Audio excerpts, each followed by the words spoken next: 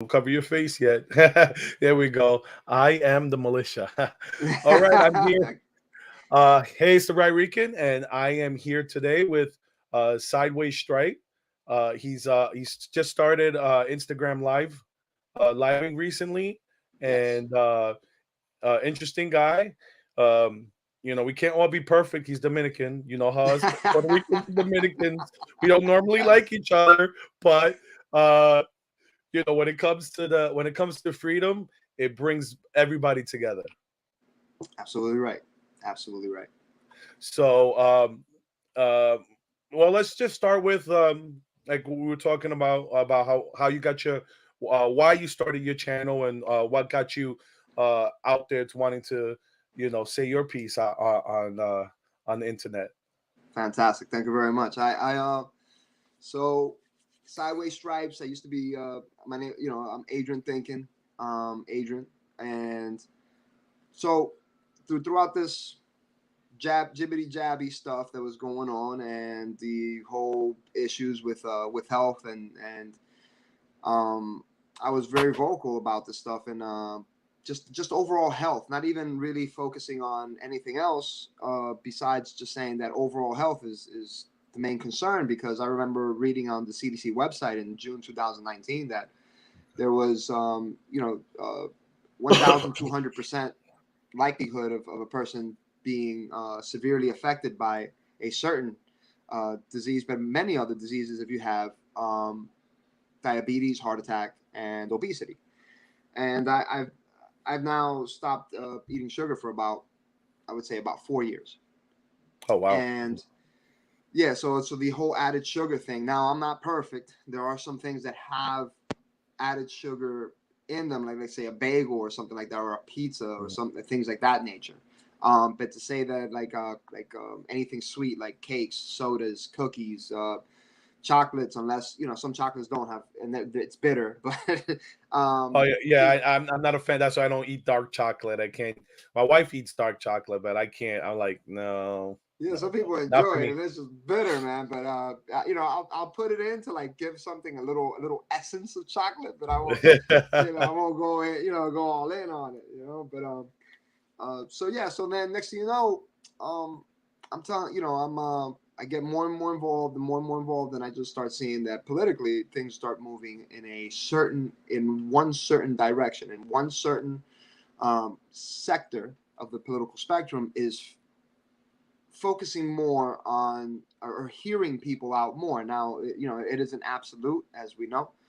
There are people that are detractors in that movement that either are on the fence and only swing on whatever side they want to say, and then you have others that are fully committed, and you have others that are completely on the other spectrum. Um, so next thing you know, I'm banned. I'm banned from Instagram, and um, and for many years, people have said, hey, you should start a podcast. You should start a podcast. And I've never had the inspiration until most recently. Um, I've been very involved with the school board. So, I'm a domestic terrorist, I'm assuming, for the DOJ, because there's a lot of things like critical race theory and the sexualization of education, and they try to pass it off as this emotional learning and social and emotional development, which has always been around, but social emotional learning as a Learning, yeah, criteria, SEL, yeah, I know, yeah, right? I've went to school board meetings. I was talking about CRT at the school board meeting, and when I was talking to someone else, brought up the SEL because I hadn't heard about that, and it was like she educated me on that stuff. I was like, oh, I didn't know about that. And I'm like, Yes. that's Yes, and then there's a it's very not articulate. It's very well done the way that they do it. So well done in the sense that there seems to be an underlying ideology, and then that underlying ideology takes they've put a lot of thought. Whoever it is, whoever they are, then that's a difficult one to say, but it's being introduced through the school board. I mean, through the state school board, and into the district's school board. they pass these curriculums, and you're like, well, you know, social emotional development has always been around, but then social emotional learning has, or CASEL, which is CASEL, which is a part of social, you know, social emotional learning, which is different than social emotional development, and DEI, which is diversity, equity, and inclusion, not equality, but a lot of, No, and then that's another way. I know. Right? That's what I was when I went to the school board meeting, and that was the first thing I said. I said, the minute you stop saying equality and you start saying equity, then it's not about equality anymore. Right. You know, that's the whole thing. It's like equity is not equality, and equity is that's the key word. I always tell people, if you don't understand what CRT is, whenever they use that key phrase equity, then you know it's about CRT. And what kills me about CRT is that when you try to tell people that it's Marxist in origin, Yes. they're like, no, no, no, no, that's just that's that white supremacy bullshit. And I go, no. I say, this is what I tell people. I always use left-wing sources. I try to use left-wing sources as much as possible. You want to look at CRT, go to Wikipedia. All you have to do is click on Wikipedia. Matter of fact, let's do an experiment. Let me open a window here. I'm gonna go to let's see. Excuse me. Yep. Let me share my screen real quick. Let's see. Let's go to the window right here. Okay, let's see how this goes. Okay. Oh, perfect. We're both there. Okay. So this is what I always tell people. Just go to critical race theory. You go to Wikipedia. Where's Wikipedia? Get past all the ads. Yeah, exactly. And it's right and at you the top. click over here and you look at some of the stuff that they talk about, and you go to the word critical in its name is an academic term that refers to critical thinking and critical theory. Yes. And here's the whole thing. You click on critical theory because it says it right there in its own words. It's part of its philosophy is critical theory. Yes. And when you look here, critical theory is a school of thought practiced by the Frankfurt School theoreticians, Hubert Marcuse, all these other people. And if you read over here, and if you click on the Frankfurt School of Thought, right? The Frankfurt School of Thought, it says here it's like Western. Here goes. It goes. The Frankfurt theorists proposed that social theory was inadequate for explaining the turbulent political factionalism and reactionary politics to liberal capitalist societies. It goes here, they're critical of both capitalism and of Marxist Leninism, but it goes here, you read on, and it's classical Marxism. Yes. So yes. Just using their own sources, you see that critical race theory is a Marxist philosophy, because critical theory is just straight up Marxist. Yes, and there's even like if you read into some of this stuff, like it'll even say that like liberalism itself is not is in a sense a form of whiteness. Now, I can't currently reference that specific well, it's statement, but it has that sense of whiteness only because of the fact that there we go, that's better. Because the school of thoughts come from liberalism, and all those school of thoughts come from Western societies. So right, so then you have Western society, but I'll give you, as a matter of fact, I'm gonna show you. I'm gonna read to you a document where how they'll say, well, we don't teach critical race theory. Yeah, but you teach the teachers, and out of Columbia Teachers College, there is they have no qualms in saying that they teach critical race theory at Columbia Teachers College. They'll say it straight up, and then the teachers get sent to teach at Columbia Teachers College, or they'll have seminars, or they'll pay people to come and teach the teachers, And Well, this is one of the things that they'll teach. I'll read to you right here. This critical race theory approach to the Great Gatsby. What is critical race theory? And I'll summarize some of this stuff. What is critical race theory? Critical race theory is an approach to literary analysis that operates under the several key assumptions, right? And then if you go further down, what does critical race theory have to do with Fitzgerald, The Great Gatsby? The Great Gatsby is a notoriously white text, and its main characters are white, and their concerns are and ideologies are grounded in whiteness. So the complete assumption that just because a society is either white or affluent, because it has to deal with the Great Gatsby, like so a certain area that's, let's say, affluent, that their concerns and their ideologies, just because they're affluent, that it specifically, it has a certain spectrum of whiteness. So depending on, no matter what color you are, or what race or whatever you identify with, if you are inside an affluent area, you have a certain amount of whiteness. Oh, I have my little one. Just ran in. Hold on 1 second. Let me see. Go ahead. All right. I want to piggyback off what he was saying. When he goes takes care of his child, because I totally understand. I have mine in the next room too. This whole thing about Columbia and teaching critical race theory, what they, technically, here's the whole technically, they don't teach critical race theory in the sense that they don't teach the actual theory. They don't teach that, where it comes from, the whole idea, like I said, that critical race theory comes from critical theory. What they do is they call it critical race pedagogy. Pedagogy is basically them teaching through the lens of critical race theory. So it's like, they'll be like, oh, we don't teach critical race theory. Then you go to a math class, right?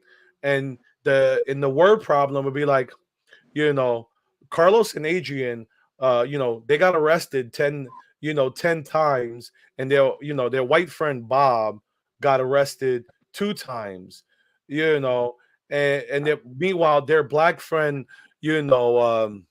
James, got arrested 100 times, and they'll be like, why is it there's a difference between blacks, whites, and Latinos getting arrested? And then it's like, you're not teaching critical race theory, but you're putting it in the word problems. Right, and what they do is they funnel it, right? I mean, there's also a section of how do I use critical race theory in the classroom. So one of the things that they do is, like you said, they'll say, oh, this white rich, right? So then they'll go on the spectrum, right? If you're white, if you're let's say middle to higher income, if you have both parents, like they have all these standards, right? Boom, boom, boom. There's a level of whiteness. And it's very, and if you hit like the points where it's like, well, do you have both parents?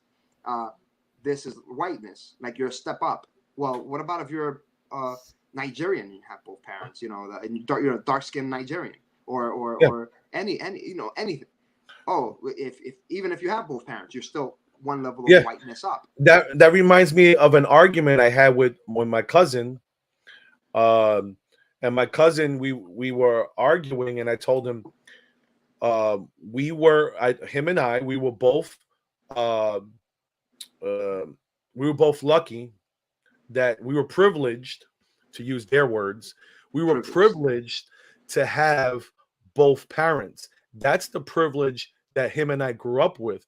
That we grew up in 2-parent households. I told him.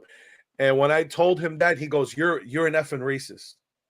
I'm like, what the? Wait, you're my cousin. We're related by blood. We're first cousins. It's not like we're, cousins 10 times removed. We're first cousins. My uncle's his son. That's my son, my uncle's son. Right. And you're here. I'm like, you're an idiot.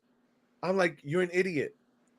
If I'm like, because I told you that we're privileged to have both our parents, and I'm like, not, that was the problem growing up in the hood. A lot of our friends, because I grew up in the Lower East Side, so Okay. I grew up right next to all the PJs. Like, I didn't grow up in the PJs, but I grew up all around the PJs. So I mean, well, a lot of my friends, they didn't have their parents. They either, they mostly grew up with just their moms, Yep. and we, so I told them we were privileged to have both our parents caring for us. They both either, both his parents worked. My father had two jobs, and my mom took care of us. Yes. So we were privileged in that I always had my mom around. He always had his parents. He never had to worry about not eating or his father not being in his life. But you call me racist for saying that. I'm like, that's It's absurd, and it does this thing where it kind of just starts distorting. Right? As soon as you start going into specifics, it starts distorting everything, and the distortion comes, on the macro level. The distortion comes with, okay, white friend, and we'll take the example you were given, right? White friend arrested 2 times in a certain, because he's white and maybe he's driving a let's say a Benz, and he does the same crime, and for the same crime he gets arrested 80% of the time less. Okay, so we'll take that and we'll say, okay, well, if you want to apply it equally across, right? So white friend in a neighborhood, like let's say a predominantly Hispanic, and I'll speak on Hispanic part just because we're Hispanic, yeah, and so I'll ignore in introducing anybody from this considers herself American black. So any white friend goes to Hispanic place, that's low income, and they get targeted. Well, they'll get targeted at an 80% clip higher than I get targeted. You start hearing me talk, oh, que lo que, manito, te lo otro, blah, blah, blah. I know it because most people, even in the country, because I was born in the Dominican Republic, even where I'm from, I'll go over there, and they'll be like, people will be wondering, is he American? Is he, European or something? Or is he like, is he Dominican? They don't know. So immediately the eyes are on me, right? So, but then they hear me talk and they'll see me with people, this, that, and the other. They'll just hear me and they're like, oh, okay, he's Dominican. And then the target is less off my back. All right. So then let's say they'll, but then again, I'm a person that flies down. So I live in el extranjero on the outside, right? So, but then they'll hear me talking, and then I'll faint the whole idea of me living outside, and I'll say, yo, yeah, I live right down the street in this town over by this place, and right there the target now gets lowered because now I live there. So then the prospect of them robbing me or something like that now gets lowered because they're like, oh, well, he lives here, so there's a lot less money in his pocket or some, or one of the cases. So now the idea is, well, I just got targeted less, and I'm not saying that people don't get targeted for being of a different color or speaking a different language or anything of the sort at a certain disproportionate clip, but it depends on where you're at. Well, yeah, I mean, where you're at, if you're white in a predominantly black or Latino neighborhood, cops are going to look at you. What are you doing there? What are you doing there? Buying some drugs? What exactly? Because whatever? I can say that from life experience. Like I said, living here in the Lower East Side, now it's gentrified. But growing up, it was all the only whites in my neighborhood. Were either teachers, that everybody knew, cops, or Jews, right? And that's it. If you saw a white person that wasn't one of those, you knew what they were coming to the neighborhood for. They were coming to cop. Right. Exactly. And for the younger people who don't know what that means, means that they were looking for drugs. Yeah, they were coming to meet the plug or something like that. Whatever the young people say. Yeah, whatever. So but they don't attach these stuff proportionally. They'll distort the view, and it's unfortunate that it's come to the point where you have to even file FOILs, Freedom of Information, and thank goodness that came about. But you even have to file FOILs in order for to find some of the stuff, because there's no consequence for them lying to you. You can go up to an administrator and say, have you ever taught or paid for anyone teaching critical race theory? And they'll tell you straight out, no. Well, okay, and then you go through a FOIL, request, and you start requesting all the, specifics on, and then they'll go through all the paperwork, and next thing you know, you'll see that they spent, $150,000 on seminars, like said, and speakers. And all sorts. Or like I said, they'll get you on the technicality that they're, like I said, that the teachers aren't teaching critical race theory. Right. But like I said, but they're teaching from the lens of critical race theory. Yes. Or like I said, that's why I said with the math problem, they'll do that with math problem. They'll do that with social studies, where yes. That's where SEL comes in. SEL they'll be like, yeah, the founding fathers, they created the Constitution, but they were also slave owners, and they were all Christian white men, and it's like, okay, so you're ascribing stuff to them that everybody was doing back then. All of the, slavery was a common practice, not just in the U.S., all across the world. It's still a practice to this day. Nigeria, Algeria, Libya. After the fall of Gaddafi, yes. You had new slave markets. Nobody was talking about it. They're still going on there. Nobody talks about it. Yes. And it's like they talk about the American slave trade, but they never talk about the East African, the West African slave trade.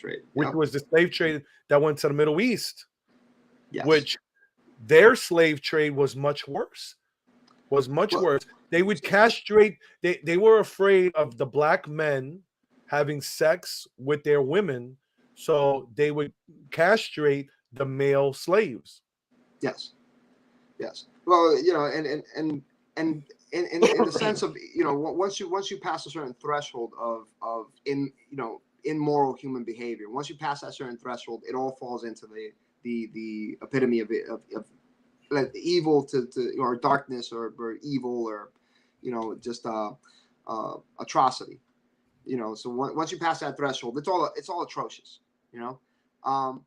So the fall of Gaddafi, okay, so then as we see, much recently, and I've done this more recently, where somebody will put up a picture in order to make their point. They'll make a point, and they'll put up a picture of a black and white picture, let's say, of the in Arkansas. There's one picture of this young lady, black. She's walking, and there's a bunch of white people screaming behind her. Kids screaming. You can see the rage and anger in their face. Or the little girl, I forget her name, that she was being escorted down the stairs. Okay. And this is all have to do with school integration and civil rights. So they'll post these pictures up, where the dishonesty, because I'll have conversations with anybody as long as we're talking in honest terms. But the dishonesty is that when they're using this, they're referencing people that are either, and this is on the political side, they'll reference people that are either libertarian or Republican, right? With that vote favorably in that way. They aren't necessarily Republican or libertarian, but they'll vote favorably in that way. And this is coming normally from people that are that vote Democrat. Well, you have what's going on with the Democrats is they're losing a lot of people because they don't see their extreme leftward lurch. They don't see it. And the problem, like, for example, that they want to use Latinx when we don't want it. We're not asking you We're not asking you for it. We think it's a stupid term. It's stupid. We don't want it. We're a gendered language for a reason. We believe in male and female. Okay. Right. I remember the last survey I saw was only 2% of Latinos are okay with using the term. Yeah, them 2% aren't Latinos. I'm gonna tell you right now. 60%. Check this out. 60% are offended by the term Latinx, which you can count me with that 60%. Because you call me Latinx, I don't want to talk to you because I already know you're full of shit. You trying to change my language? Is that what you're trying to do now? You're trying to change the you're trying to change. It's like I don't get it because this is what gets me about that whole issue, because it's like, okay, you either want to be male, female, or neither. Because these non-binary, gender fluid people, whatever, I go like this. Look, when you're 18 and you're adult and you make your own decisions, that's on you. As a parent, we're both parents. Yes. My job as a parent is to protect my child, even if it means I got to protect my child from themselves. Yep. I see that.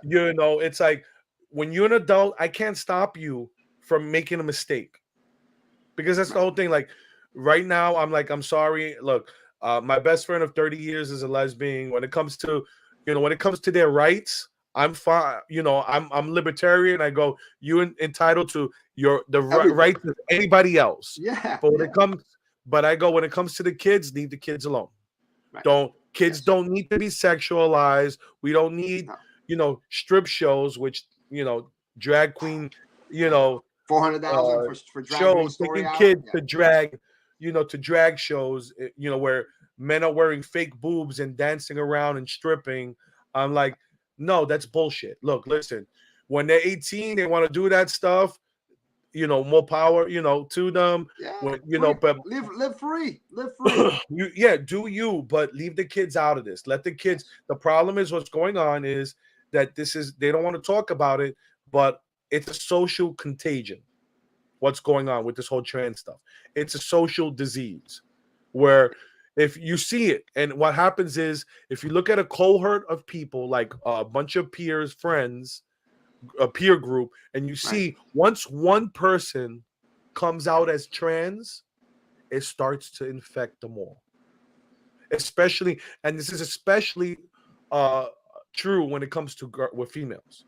Yes. A little bit more amenable.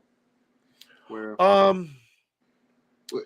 I figure it's just more like, it's like a fitting in type of thing.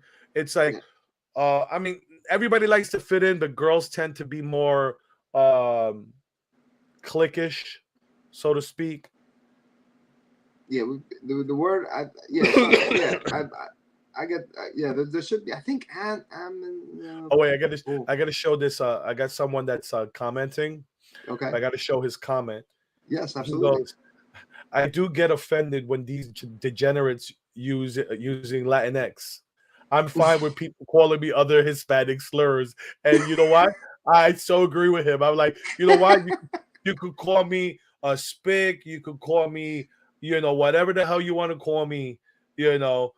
I'll take that, because if you're calling me Latinx, I'm taking that as a slur too. I'm taking it as a slur. I'm taking it trying to change everything about, at least all the other slurs, you're just like, you're acknowledging me specifically by my culture. Exactly. Yeah. You know what I'm saying? Like, you're specifically saying, well, yeah, I recognize you as a whole, and I'm recognizing you as a your culture as a whole. I mean, I like you, with them saying, calling me a spick. I may know you don't like the Latin culture, right? But at least you recognize I come from the Latin culture. Exactly. You ain't trying to change it.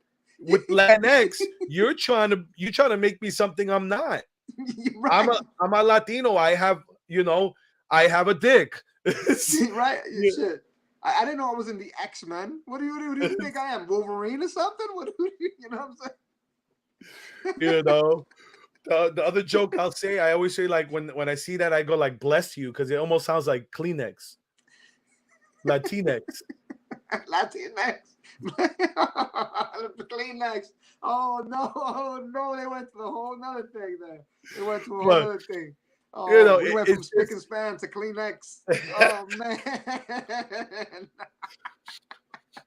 Come on, but you now. know, At least one is real useful. The other one's a swipe and throw. You know, you're just yeah. throwing me away.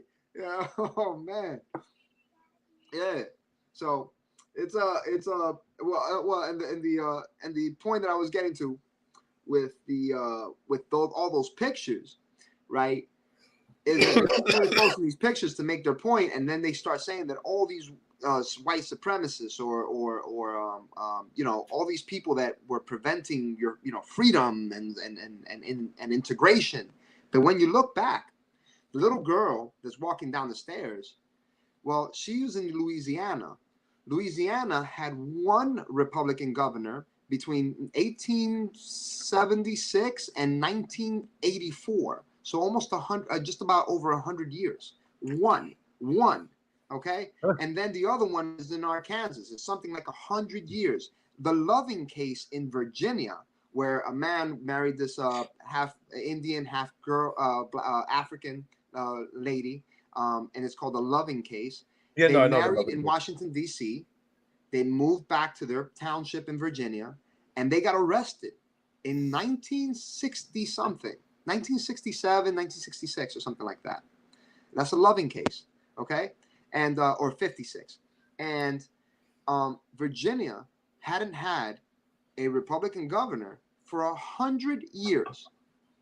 100 years. Well, you know, you're getting ahead of yourself. Remember, the party switched in the, you know, in the 70s, 80s. You know, Right, yeah. you know, I'm being facetious there, but you know, it's like you Yeah, have they did a whole 180. Yeah, sure. the Myra Flores situation in Texas, where a Republican hadn't won that seat in Southern Texas in 150 years. You know something? That gives me a fucking. Where the hell is Galveston, Texas? Let me check the map. Galveston's near Houston, but this one was actually near the border, where Myra Flores, I think she's.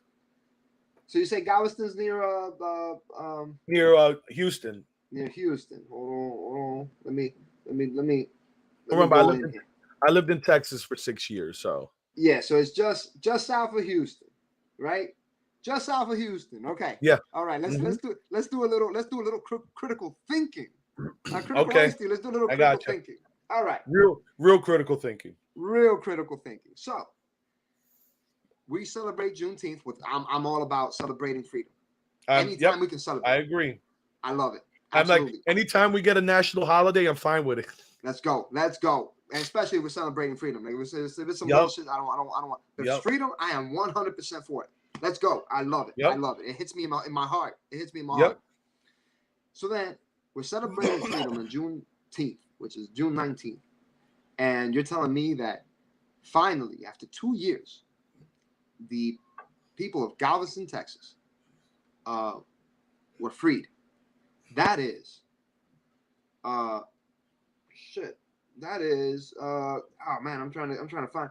How far is it from there? That is far as hell north of where Myra Flores got elected.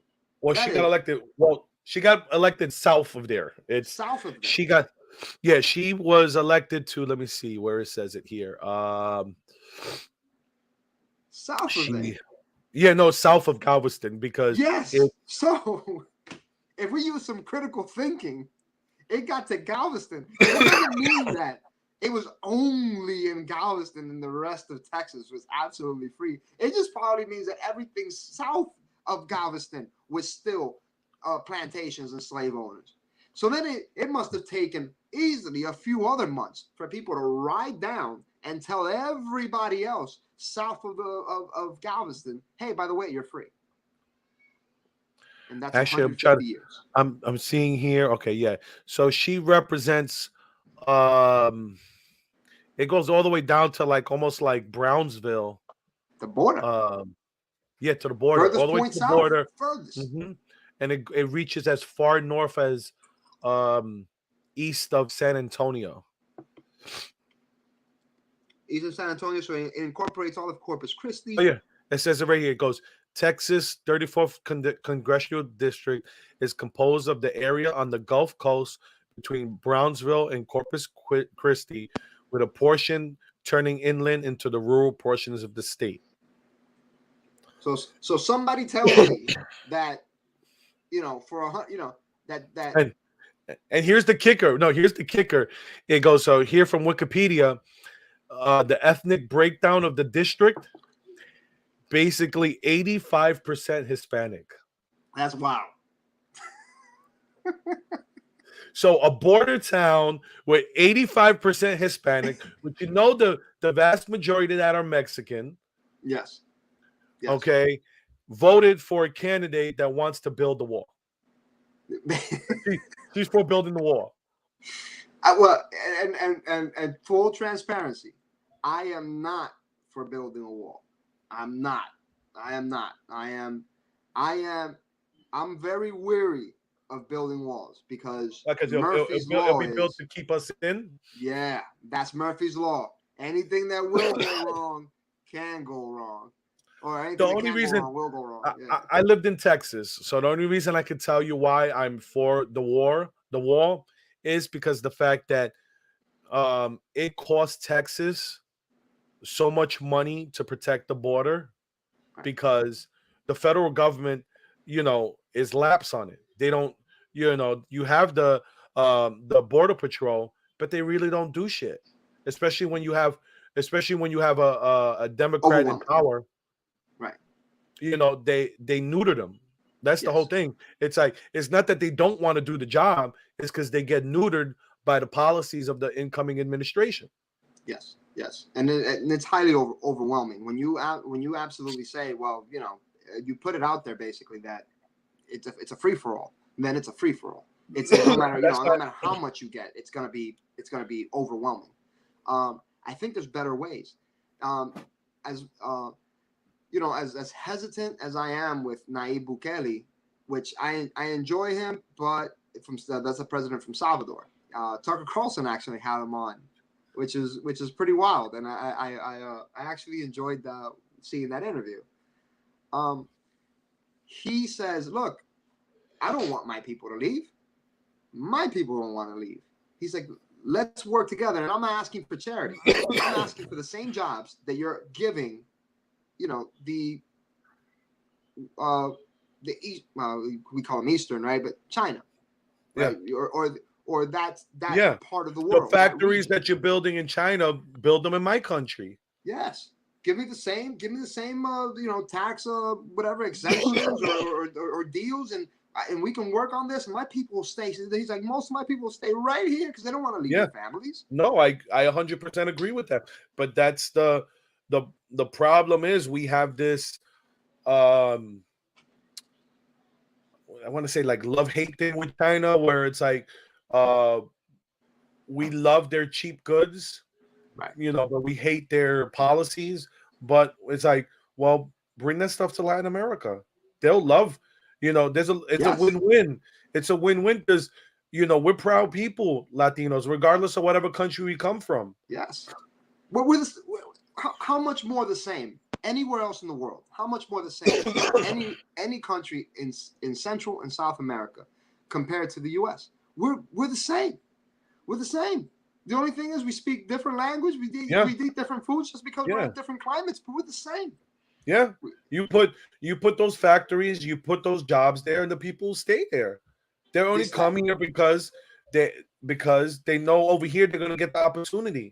That's what kills me when they talk about the whole, when they try to divide this country with the whole white supremacy nonsense.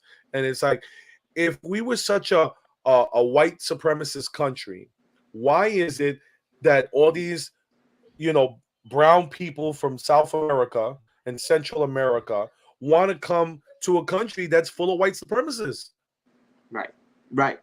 It's bullshit. It's like, if you look at one of the most successful immigrant groups in the country, in America right now, I'll give you two of the most successful immigrant groups: Nigerians and Indians. Yes. Nigerians make more money than even Asians. Yeah. Okay, Yes. than And Asians. yeah, per Because capita. let me tell you, I've worked with some Nigerians and I've worked with some Africans, and their work ethic is second to none. Yes. It's second to none. That's like, I remember we were just talking earlier, and you said American black, which is a key distinction because African blacks, talk to an African black, not like, a new recent immigrant from Africa. Yes.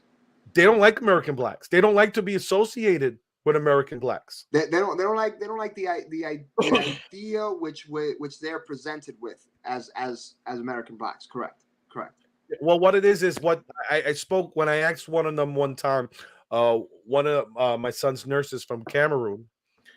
She told me, she goes, because she's like, I'm always working with these American blacks, and they always have like this sense of you owe them something, and it's like, I'm black too. What the hell do I owe you? Oh well, you just came here. You don't understand how it is. It's like, I make my money. That's what she goes. This is my job. Nobody owes me nothing. I come here to earn a paycheck. Right. I come here, I get my job done, they pay me. But she goes, they think that you got to give them like extra, and it's like, no, nobody owes you anything. And that is in my biggest opinion, and it's happening with Hispanics in all reality. With some, it's not happening with some. It's happening with the Hispanics when it's happening. For the most part, it's the inner city Latinos. Yes. It's because they're starting first generation. They're starting, not first generations, the second, third generations, right, that they're coming, they're getting that CRT mentality, yes, where it's like, I'm oppressed. No, you're not oppressed. Don't have multiple kids with multiple women. Because how many people how many Dominicans, Puerto Ricans that have like 3 or 4 baby mamas? Yep. Oh yeah. And then you're talking about I'm broke, I'm this, I'm that. Well, stop having all these babies. Stop having babies. You know what I'm saying? Stop having babies. And and then like a friend of mine once got this girl pregnant, and he said, well, that's it. My single life is over. Like I have to take care of this. Man up to your responsibilities. So there's that social conditioning, right, that influences that, and it comes back to, and I found this very interesting. And from my understanding, and this is something I was told, that with the 1965 Civil Rights Act, they made sure, I believe, this is how I was told, and I have to read it again. It's been a while since I've read it. Okay. That the welfare was specifically the biggest battle of getting that passed was that welfare specified that you had to be single parent in order to get help. And the focus was, well, all these families that have 2 parents in the household, then they'll get lazy or won't have anything to work with, won't want to work for anything. But in thinking about it, you're like, well, what's the easiest way of completely destroying or incrementally and by percentages destroying strong family or integrity values is distancing both parents, from making an incentive so 2 parents have to distance themselves. Yes.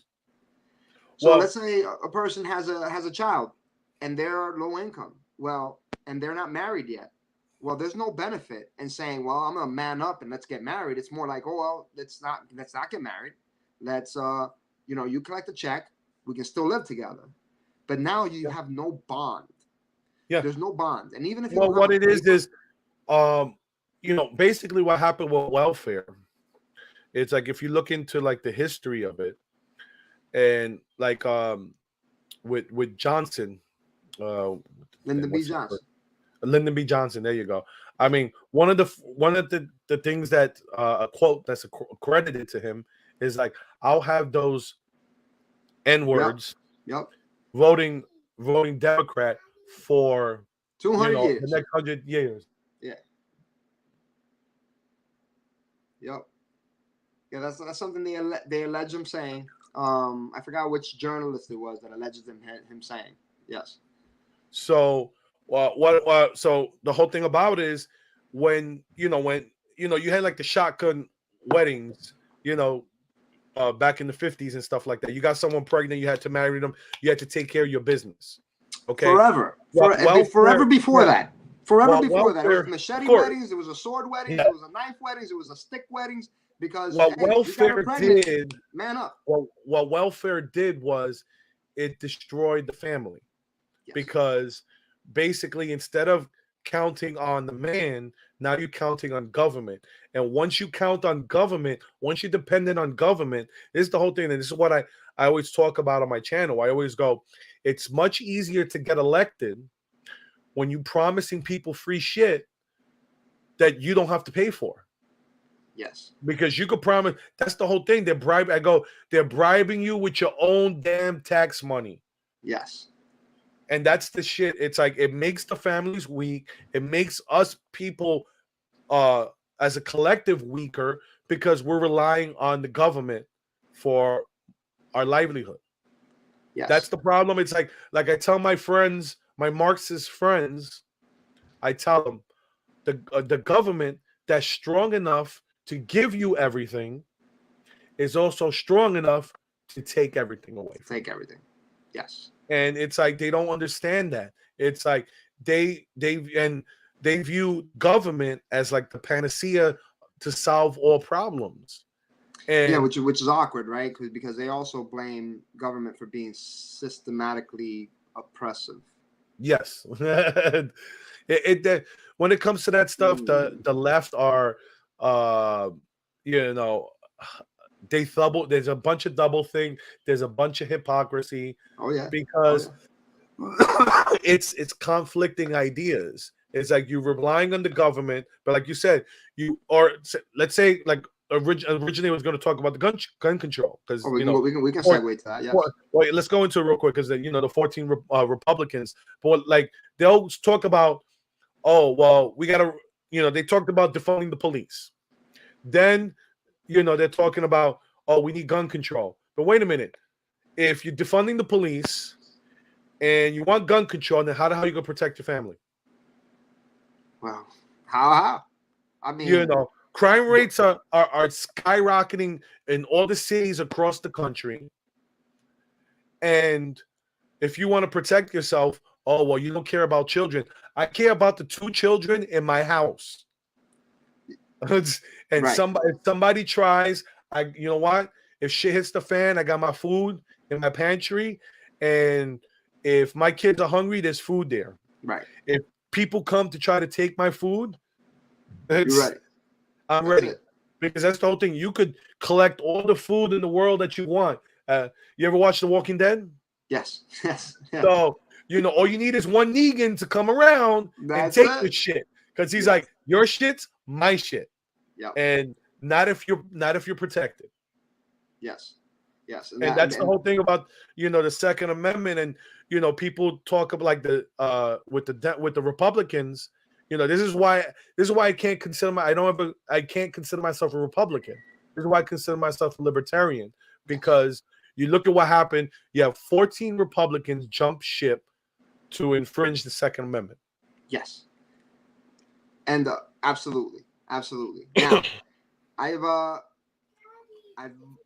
so Second Amendment, everyone asks me, well, what do you need, this or that for, let's say, hunting or this, that, and the other? I said, hold on. That's just to use something as to use it as a utility. But Second Amendment is specifically, and this is my specific fear, is domestic terrorism by not only our own government, by whatever type of entity that takes over our government. And then the Chinese can say, or whatever country or any entity or whatever new world order can say, hey, by the way, we're going to drop 2-3 million troops onto you right now to, occupy your cities. And then This place is the only place in the world, mind you, if you look at the numbers, 80,000 Taliban took on the United States for 20 years and whatever it was, $2 trillion, whatever the case may be. 80. We have 72, 73, 75, whatever it was. The number keeps climbing because people are rightfully scared that are self-declared gun owners. If you get 5% of that are willing to fight, like willing to actually fight, just 5%. I'm not saying the whole 100%. I'm just saying 5%. That is about 3 million people. 3 million. I've seen people in this country. I've served with people. I have worked beside. I have gone through, I have gone to festivals. I have worked out with. I have hiked with. I have camped with. I have been around some bad ass motherfuckers. I have been around some people that are very loving and peaceful and this, that, and the other. But for sure, I look at them, and when it's time to get down, they're about to get down, And if you just say that's only 5% of that, that's 3 million.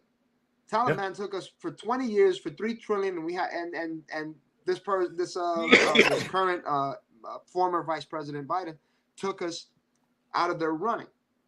That's 80,000, and that's like a high number. And we got 3 million that right here at home.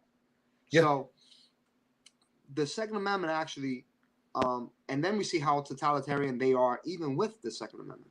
And could you imagine if we didn't? Well, I always look at, I take the COVID example of what happened when you look at what happens when you don't have a Second Amendment. You look at what happened in China. They put people in their houses. They lock people down, and they're still doing it now. That's the whole scary shit. They're still doing it now. Like you had Shanghai not too long ago was in lockdown because there's no Second Amendment, because there's no, because if those people had a Second Amendment, I guarantee you that wouldn't be happening. Well, let's compare it for our viewers that in a society that is about 56%, this about 6%, 56% white, and something 23% Hispanic and 13% Black, whatever. We'll adjust it to somebody to a culture very similar to the culture here, and we'll say Australia. I was going to point out Australia too, because Australia had the camps, but I wanted to point out the comment that he said, "Don't forget Australia." Is like I didn't forget Australia because Australia is a better example because and Canada. Let's not forget Canada. You're talking about don't forget Australia. Don't forget Canada, because we already know China's authoritarian country. Yes, everybody knows it. There's no secret there.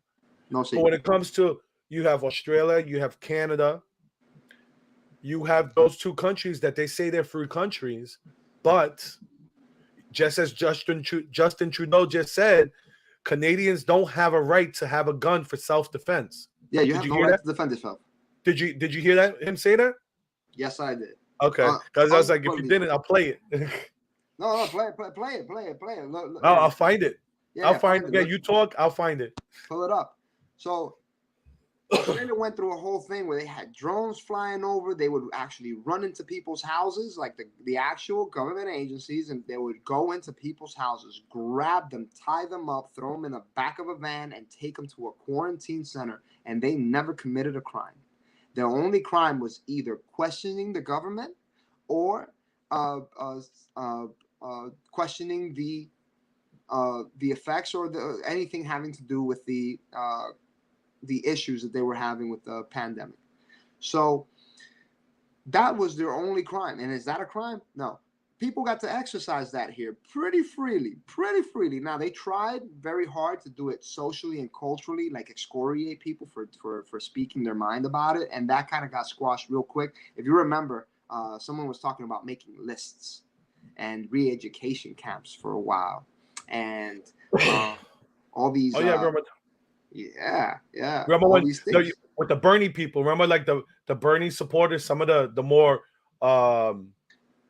Marxist, the more open Marxist ones said that the whole idea was to have re-education camps and put conservatives and libertarians into these re-education camps. Let's make lists.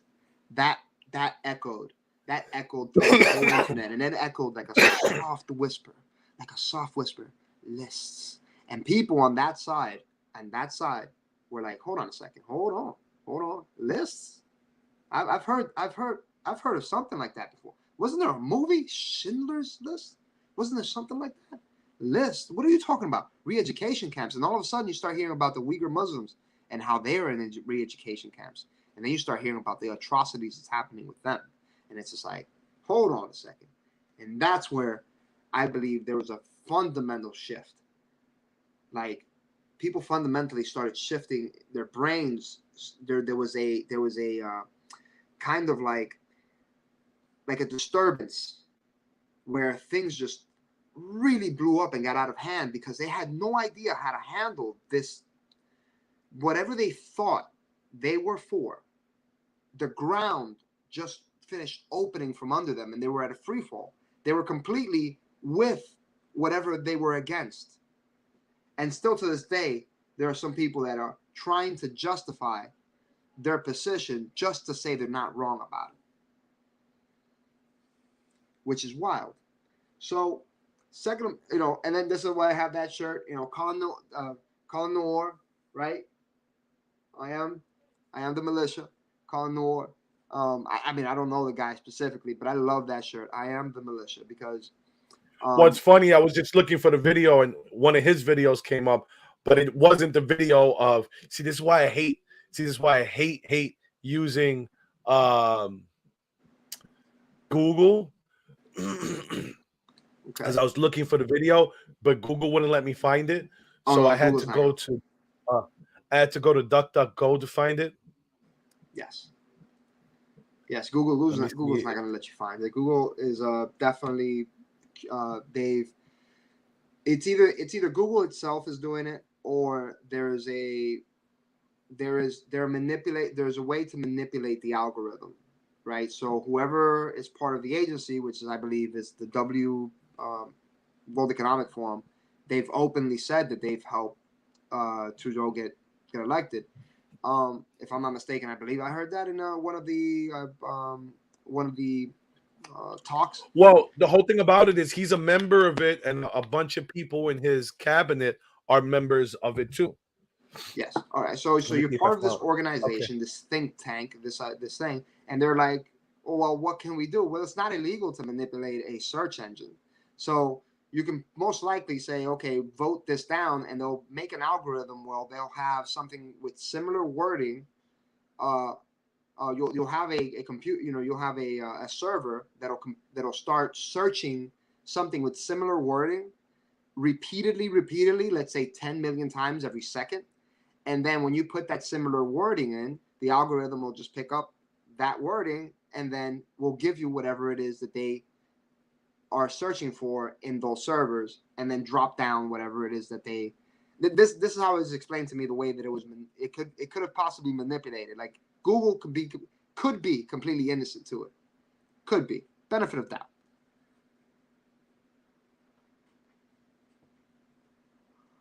Sorry, I'm doing two things at once. I'm trying to find the video and listen to you at the same time. No, it's all good. I can't find the video. I'm like, I can't find the exact video of him saying it. So I'm like, no, but that's, we have so many organizations that want this. You're talking about like the World Economic Forum, and one of the things that a lot of people aren't aware of is like the Great Reset. The Great Reset, which is there, it's a book. It's a book. It's a book.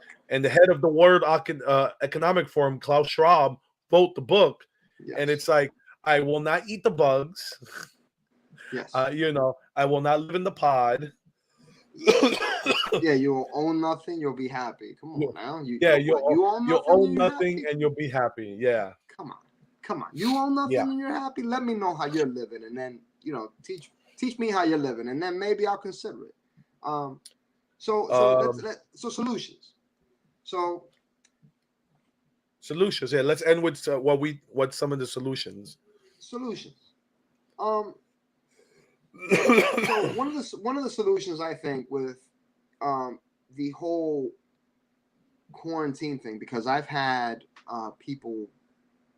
this discussion, and they're like, well, what about this, or what about that? And they're, these are more Republican people that claim themselves to be Republican more, and because I don't believe that the government should be able to quarantine you. But then they bring up these scenarios, and I'm like, okay. So to reduce mass hysteria, I would say that there should be a constitutional law. Number one, let's say New York, in the New York Constitution, it should include freedom of conscience.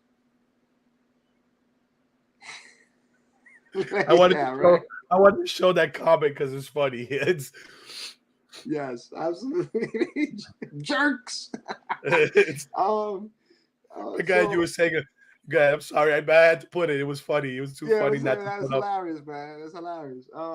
So there should be, along with freedom of religion, there should be freedom of conscience, right?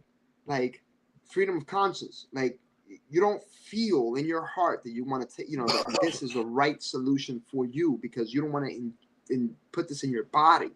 There should be a freedom of conscience, involved in here. That way, you as an entity are not beholden to any organization, like any religion.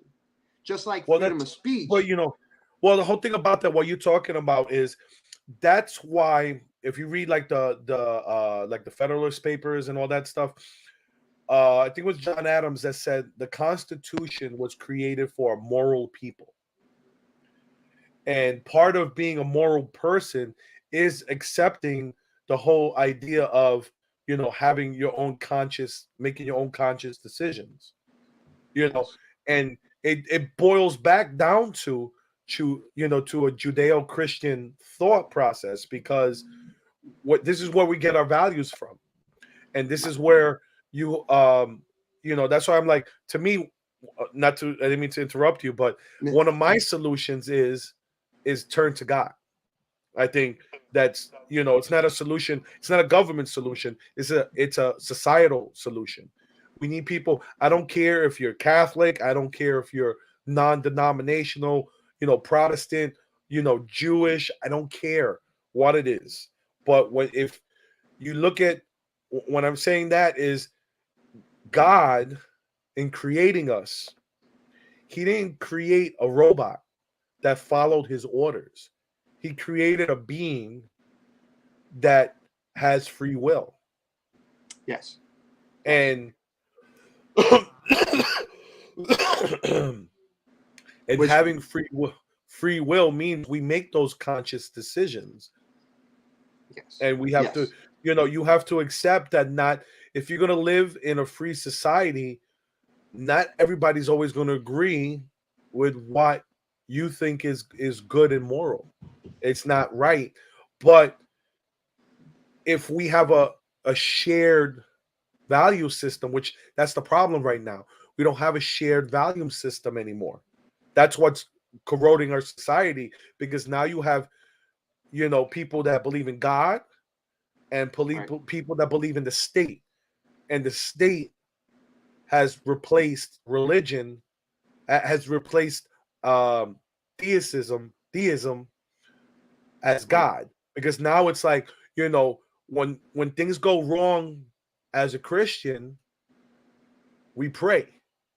We pray to God, not necessarily asking him for anything, but, give us the strength to endure, our situation. Like we talked about, before the broadcast, that one of the things that we have in common, other than both being Latino, is that we're both special need fathers. Yes. And it's like, we share that bond, that we know that, we have to pray to God sometimes, because sometimes we're weak. Sometimes we don't have that strength to deal with everything that's going on, because as men, sometimes, we internalize things so much, we don't express our moments of weakness with others, which is why we usually commit suicide. so we're more likely to commit suicide. We're more likely to be alcohol or drug dependent, because of Yes. things like that we don't talk about, and say we don't even, some people don't pray, where that could be a burden lifted from you, if because God gives us what we can handle, and what we can't. That's why we pray to him and go, give me the strength to be able to endure it. Right. Sorry. So no, yeah, absolutely. No. And so this is for anybody out there that's everything you said is right, and I agree with everything you said. And this is for anybody that would be, in a sense, and I'll speak on my behalf. So I was born a labeled as an atheist, in a sense. Yeah. Like if somebody would label me, they would label me as atheist, because from as far back as I remember, even as baptized, I couldn't and can't conceptualize the idea of a spiritual being, in a sense. But here's where we meet is God to you, and this is how I perceive God. God, this is what I would perceive God to be. So religion itself is an organization, right? Religion itself, whatever religion you pick, Yeah, religion itself that's is well. That's why I prefaced it with not God and not religion, because a lot of people mistake having a problem with organized religion with having a problem with God. God. And that, and I grew up Catholic. Right. So for me, I have, I have Catholic friends. I respect that they're Catholic, but Catholicism is not for me. Understood. Yep. Baptized like Catholic. Huh? Not for me. You baptized Catholic. So you know what I mean. So I respect, my friends who are still Catholic, even though I don't agree with it. Yes. But like I said, at the end of the day, they still have a moral framework that even atheists, atheists don't realize. It's like, they think that certain moral truths are just universal. Like, let's say thou shalt not murder is not universal, because if it was universal, you would have, let's say, like you had like the Aztec society where they used to throw sacrifices for, sacrifice people. Yes. If you had a moral, if thou shalt not murder was a universal belief system, then those human sacrifices would have never happened. But it's not. It's not a moral universal acceptance. Same thing, so that's why I say, so with the atheists, it's like I understand having problems with the like I said, with organized religion, because organized. Oh, go ahead. Sorry, go ahead. Yeah, sorry, let me explain. So atheists. This is the one thing with atheism, or people that are labeled atheists, because the label is itself, like once you're labeling somebody an atheist, then they become part of an entity. They become part of like this organization. Like Sam Harris is like an atheist, and he claims that there's no, from my understanding of all the things that I've heard him say, he claims that there's no free will. I've heard some of Sam Harris's stuff, and makes sense 70% of the time, and then there's like a 30% that's like, he makes sense some of the times, and then some of the stuff where like he tries to attribute it to atheism, and I'm like I said, when you look at some moral truths, and when if you think that if you're an atheist that grew up like in an atheist society without Judeo-Christian values, if you think some of that stuff would be universally accepted, I just can't agree with it. No, it's not. There's some of these things are just inherent in our, and I believe some of these things are just inherent in our DNA, and we as a society have adjusted our behaviors to the better. of, you know, of in a sense, civilization. Now, so people that are labeled atheists and they themselves have a humongous conflict, right? Because while Judeo-Christian people have Judeo-Christian values and have a Judeo-Christian learning regimen, they find whenever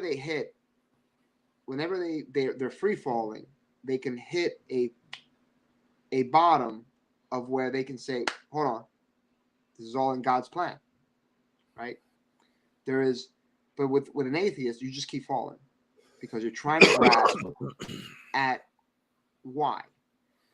So this is where I come in with conscience, freedom of conscience. The freedom of conscience is that one thing that tells you, you know, that it's not right. Like, in majority, most people will not kill children. It's just not right. No. Most people won't kill let's say a young chicken. Like, it's just not, you have to wait a little bit, right, in order to eat it. There's certain attributes, like most people will play with a puppy, right? But they won't play with a dog. Most people will play, with a child. As with an adult, there's more of a measurement because there's certain innocence attributed to it, and then there is that idea of playfulness. Even in the wild, young cubs and young animals, when they're little, when they're babies, they will play with each other if allowed to do so, because there's a certain innocence attributed to it. Then when you start getting older, we start assessing and building these lines. Now, freedom of conscience is that thing that tells you don't hurt yourself. Don't hurt yourself. And when you say don't hurt yourself, it could be, some people can say, well, God's speaking to me. Whereas atheists can just say, well, my conscience comes into play. Martin Luther, although with all his faults, I've read some of his stuff. There was a part where the Catholic Church was, they were in their court or whatever the case may be, when they wanted him to repent for him starting that new church and teaching. Blasphemy. Yeah. Yes, blasphemy. So they told him, repent. And he said, I will not, because it is not right with my God or my conscience. And so he divided both on God and conscience, but God was speaking through him, through his conscience. And this is where people that are atheists would absolutely agree on, is you have a conscience and you have a thing that says, well, if I jump, I might hurt myself. Don't want to do it. Although, hey, you jump, you'll be all right. No. I don't want to jump. It's not right with my conscience. Well, I think we're gonna have a little disagreement with this one, but I think what you're confusing the consciousness with like a survival instinct.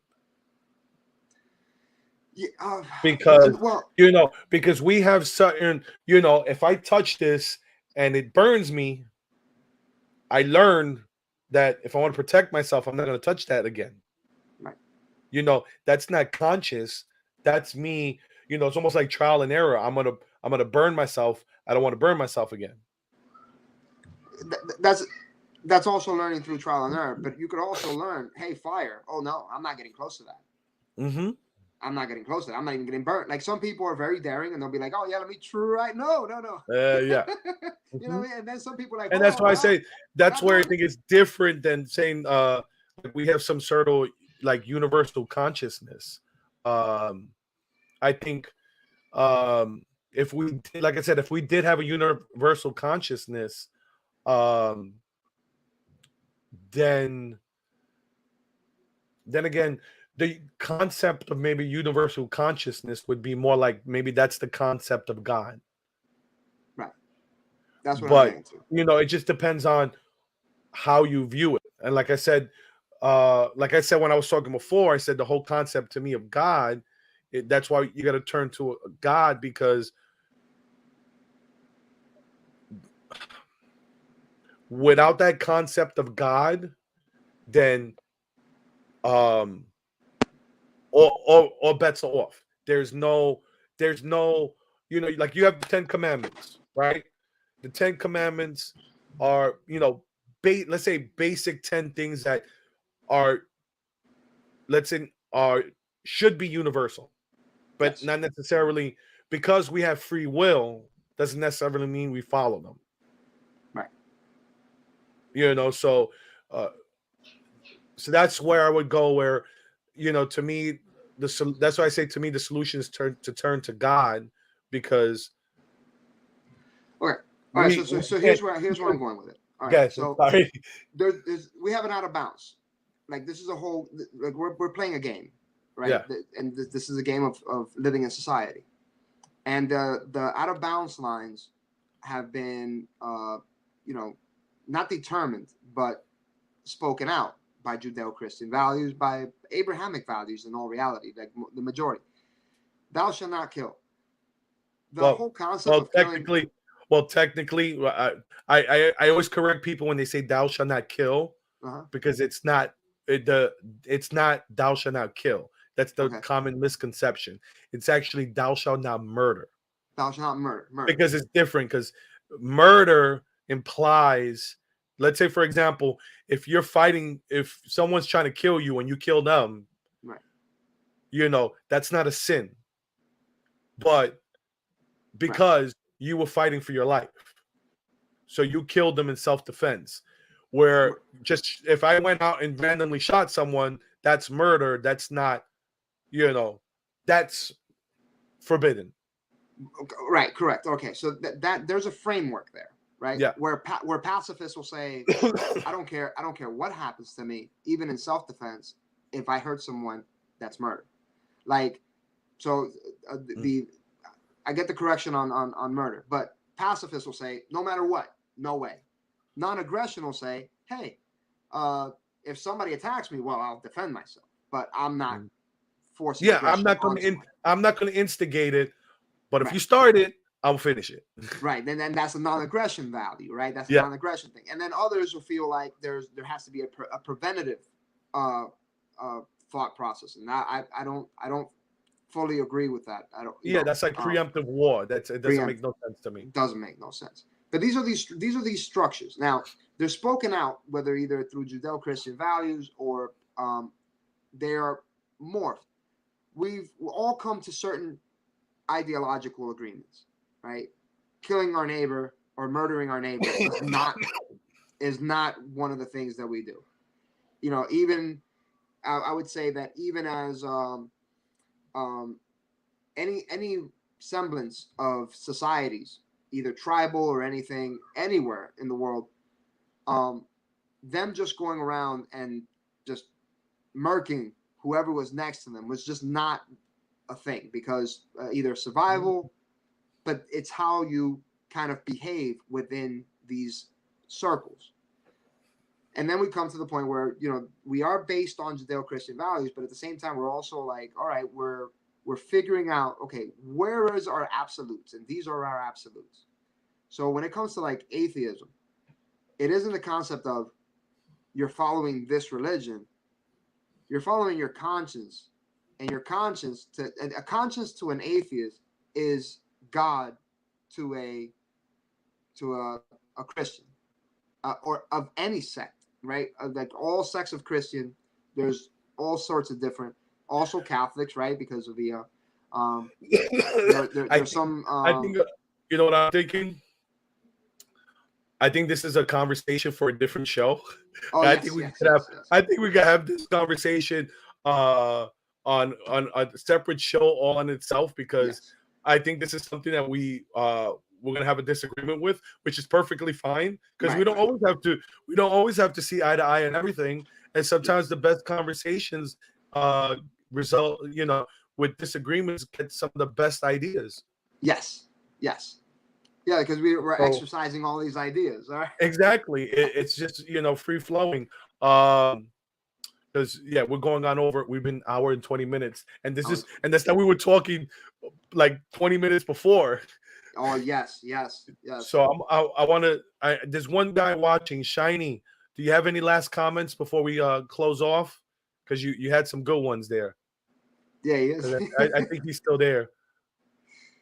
Let's see if Shiny's got something. Man, we'll get into some other day. We'll get. You know what? Let's try maybe. I was going to talk about this off, but while I'm waiting for Shiny to answer, maybe we'll do some, some regular stuff. Or maybe we'll talk about stuff like this, because to me, I love philosophy stuff. This is philosophical to me, and I loved philosophy when I took it in college. So awesome. I mean, I did some social. What is it called? Social psych. Yeah. I took psychology. I'm a sociology. I have a sociology degree.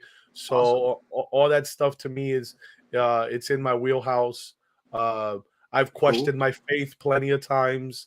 So that's why, like, when it comes to religion, I'm well versed in, not just like my religion. Like, I even know a lot about Islam, and there's a reason why, like, when I was questioning faith and I was going into religions, there's a reason why I didn't like Islam.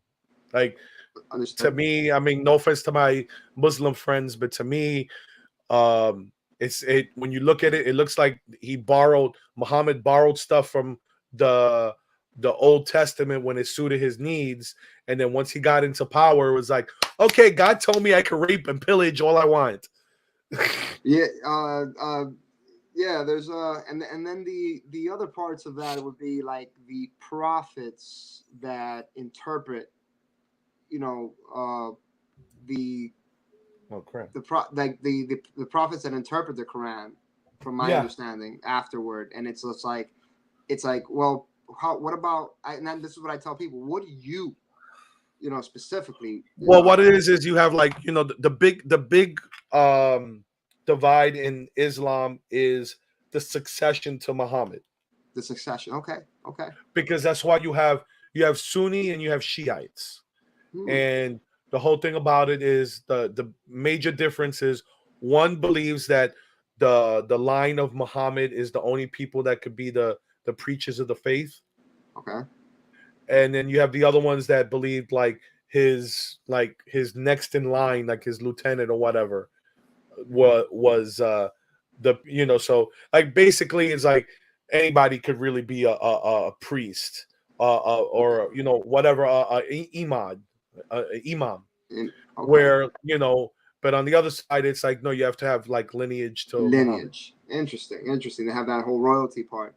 And so that's why, and it's also, it's not just the religion, it's the whole thing that people, especially people non-Muslims who really have not looked into it, not only is it a religion, but it's also a state. Like, it talks about stuff to do, like governmental stuff to do, to follow in government. Well, so like there's some stuff like that in the just balances. I think Leviticus to be just with weights and balances, but we start going down this road. We're gonna start going there again. Let's let's plan. We'll talk in between here. Maybe we'll do another. Maybe we'll do something on the regular. Like, either we could talk about this stuff, or whatever is going on. We'll talk about. Because I was trying to do this with somebody else on their channel, but I don't know what happened to them. They moved to Florida, and I haven't heard. I haven't heard much from them. They're just like wilding out. Yeah, I mean, I haven't even seen that he posted much stuff recently, so I don't know. But so let me go through a few bullet points here real quick to leave everybody with it, and then we just and then we'll close. Yeah, and then we'll talk about then you can say your channel, and we'll go from there where people could subscribe to your stuff. I wanted to talk to you. Let me see when we'll revisit this. Lorenzo Delgado in Puerto Rico, the Vice documentary, which is one of the few Vice documentaries as of late that actually is worth anything. Lorenzo Delgado. Andrew Gilliam had 21 count indictment today. Yes, I saw that. Yeah. It's wild. And he was 30,000 votes from being governor, and this not coming out. Oh boy, that was close. Uh-huh. Woo. All right. The best governor in the country right now. You could DeSantis. That was close. Let me see. And then the Christina Aguilera with her strap on at a public park with all that. What is J-Lo using Latinx? J-Lo using Latinx. Yeah, she gonna go X herself. Gun buyback for Ukraine. It's happening like in different places. That makes absolutely zero sense. We had that conversation. We can't have guns, but let's give our guns to Ukraine. Let's give our guns, and then all of a sudden, different ammo, different this. Yeah, oh, come on. Yeah. Let me know let me know what website they're on, because I saw a few relics that I might want to donate to the museum. You know what I'm saying? I saw a few things.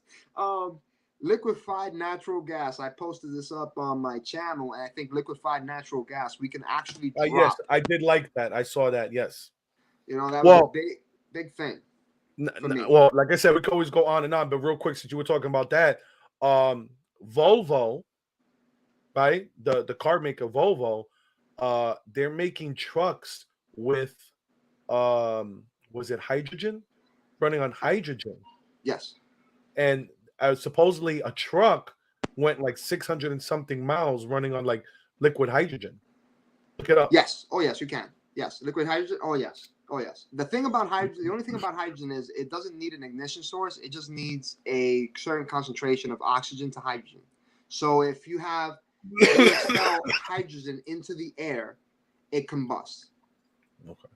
Which is different than natural gas, which would be just, you know, you can put natural gas, but it needs an ignition source. That's the only thing about hydrogen that's a little. It's a little. Yeah, we'll get into it. It's not going to be our last conversation, so yes. we'll get into it. So Sideway Stripes, it's 2 words on Instagram, right, Andre? No, all together. Sideway Stripes. Okay. Yeah, on Instagram. Just started. Hit me up, hit me with a follow, hit me with a comment, and I talk about anything and everything. Yeah, and that's me, man. That's all I got. All right. Ex-military, Navy, assault craft unit. We've been here for an hour and a half chit-chatting, so it was great chatting with you. Like I said, we'll definitely do this again. We'll see where it's always good to talk to other Latinos that are awake and not awoke and not woken. Not woke. Not awake, not woke. Yeah, woke turds. Yeah, man.